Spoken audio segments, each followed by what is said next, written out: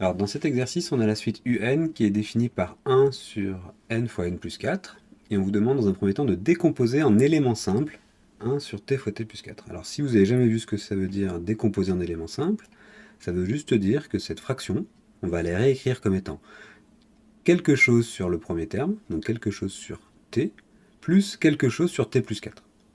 Moi je vais garder les n, puisqu'on a une expression en n, donc je vais écrire quelque chose sur n, moins quelque chose sur n plus 4.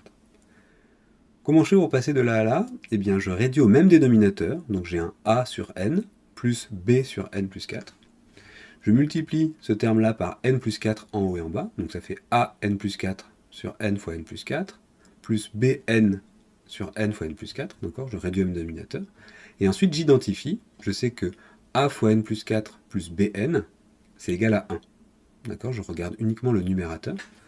Donc si a n plus 4 plus bn égale à 1, quand n vaut moins 4, par exemple, eh bien ici j'aurai n plus 4, quand je remplace n par moins 4, qui va faire 0, et donc b fois moins 4 qui est égal à 1, donc j'obtiendrai bien b égale moins 1 quart.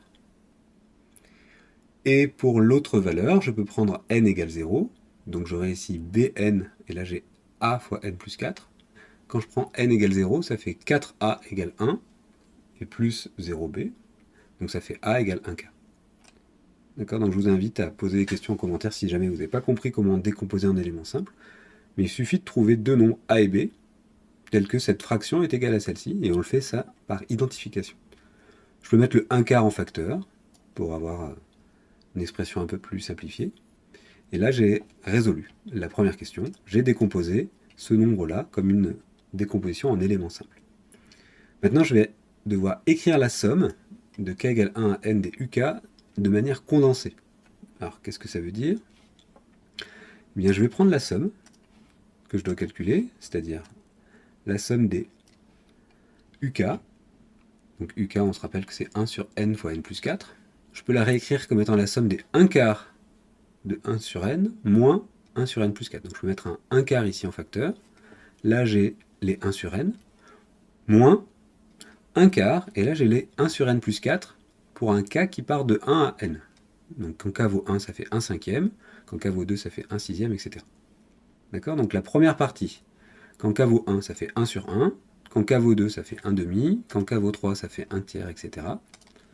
Donc là, c'est la somme des 1 sur k, pour k allant de 1 à n, et ici, c'est la somme des 1 sur k plus 4, pour k allant de 1 à n. Alors là, on se rend compte qu'on a 1 quart fois des termes, et moins 1 quart fois les mêmes termes. Ce 1 cinquième, il se retrouve ici. Ce 1 sixième, il se retrouve ici, mais avec un moins 1 quart devant. Donc 1 quart de 1 sixième, moins 1 quart de 1 sixième, ça s'en va. Et ce 1 sur n, il se simplifie avec le moins 1 quart de 1 sur n. Il va me rester les 4 derniers termes qui sont là, et les 4 premiers termes qui sont ici. C'est pour ça que j'obtiens l'expression qui est dessinée juste en dessous. 1 quart avec uniquement les 4 premiers termes, moins 1 quart avec uniquement les 4 derniers termes.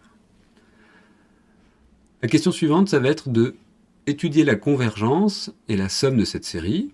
Ben, c'est pas très compliqué. Quand on va faire tendre n vers l'infini, ben, tous ces termes-là vont tendre vers 0.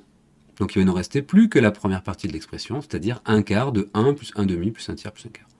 Je peux réduire tout ça au même dénominateur qui est 12.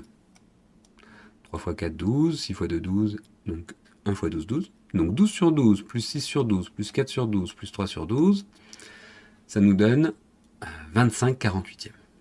Donc ça veut dire que cette somme, la somme des uk, k allant de 1 à plus l'infini, est convergente et va converger vers 25 48e.